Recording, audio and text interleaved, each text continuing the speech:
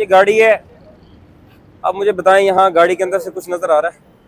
बिल्कुल ऐसे ही है। और गाड़ी के अंदर से भी कुछ नजर नहीं आएगा। हम्म। इन्होंने फ्रंट विंड स्क्रीन भी ब्लैक कर रखी है। आप ये उतरवाएं, ये फौरी तौर पर उतराओ यार, लाइट इनको फिर जाने दें। तो एक मिनट सर, अली ये उतरवाओ, ब्लैक पेपर उतारो इसमें, फ्रंट विंड स्क्रीन उतार, आप खुद उतार दें,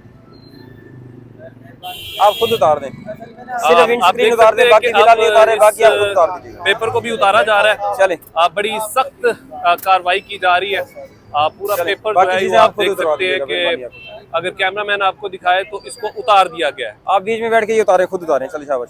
और देखें कि बड़ी सख्त इंस्ट्रक्शन जो है वो आईजी पंजाब की जानिब से दी गई हैं। और इस हवाले से आप देख सकते हैं कि इस पेपर को एसपी कज़ाफ़ी साहब जो है वो यहाँ पर मौजूद हैं और अभी उतार दिया गया है। और ये पेपर आप देख सकते हैं।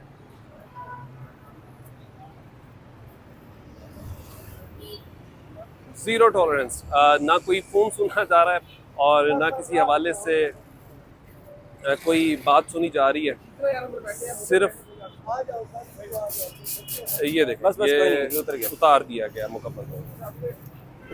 चलें, और अब बाकायदा तौर पर चालान भी किया जा रहा है।